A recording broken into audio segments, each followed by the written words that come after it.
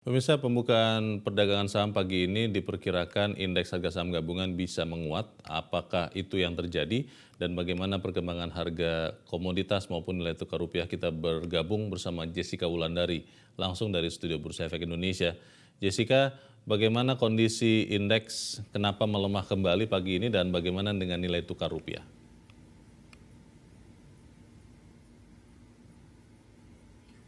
Jessica.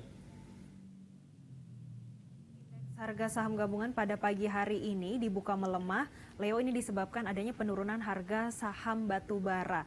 Dan pada pagi hari ini pelemahannya sudah 0,4% di level 6.654 dengan trading value atau nilai transaksi berada di kisaran 1,2 triliun. Leo, kalau kami memantau pergerakan harga atau indeks harga saham gabungan pada pagi hari ini masih dipengaruhi penurunan harga batu bara. Pada pagi hari ini harga batu bara terkoreksi 1,25%, posisinya berada di level $395 per tonnya. Dan tadi kami sempat bertanya pada analis sentimennya ke depan seperti apa, terutama dalam jangka pendek untuk harga batu bara.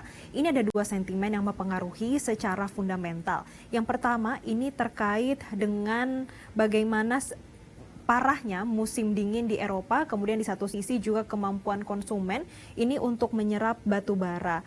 Kemudian Leo, di satu sisi untuk dari dalam negeri sendiri ada yang menekan emiten batu bara, yaitu dengan rencana pemerintah terkait pajak karbon, dan di satu sisi adanya rencana Tiongkok yang saat ini sedang mempertimbangkan untuk kembali impor batu bara dari Australia.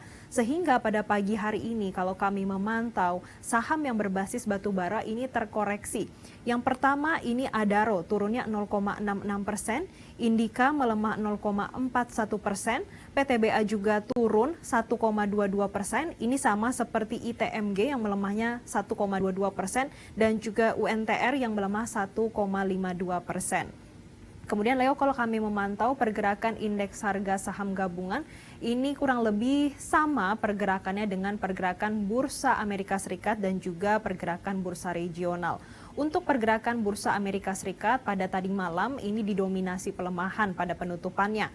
Yang pertama ini ada Dow Jones yang turunnya 0,34%, S&P juga turun tipis 0,08%, dan hanya Nasdaq yang berhasil menguat 0,63%. Memang untuk pergerakan saham di Amerika Serikat, terutama Nasdaq ini berhasil menguat sendiri. Ini didukung adanya kenaikan signifikan terhadap saham Tesla yang naiknya 6% pada penutupan perdagangan di Amerika Serikat tadi malam.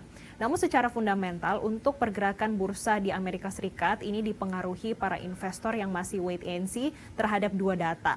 Terutama yang pertama ini terkait laporan indeks harga konsumen di bulan Desember 2022 yang akan dirilis pada hari Kamis, dan di hari Jumat mendatang juga akan ada laporan dari pendapatan perbankan, terutama emiten perbankan besar yang masih ditunggu oleh para investor. Kemudian Leo dan pemirsa, memang kemarin ini sudah ada rilis dari The Fed terkait dengan survei bulanan ekspektasi konsumen, yang mana ini surveinya terkait di tahun 2023 atau dalam rangka atau dalam 1 tahun, kemudian dalam 3 tahun dan juga dalam 5 tahun.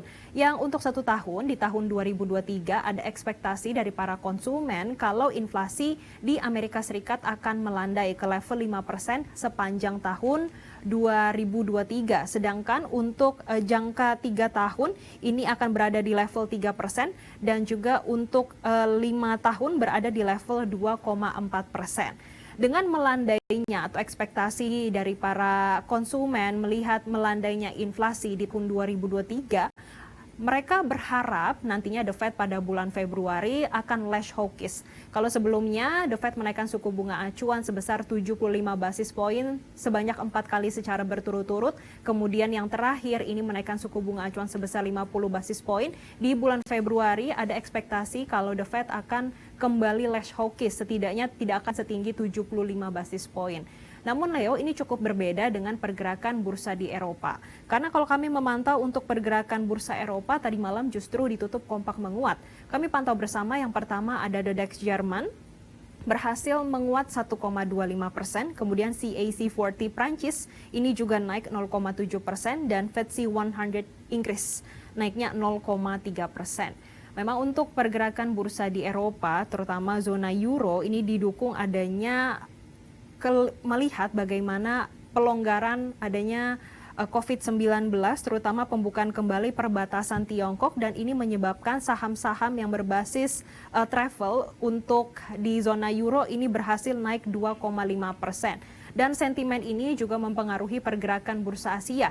Pada pagi hari ini, Nikkei berhasil menguat 0,81%, namun Hang Seng melemah 0,08% dan Straits Times yang melemah 0,21%.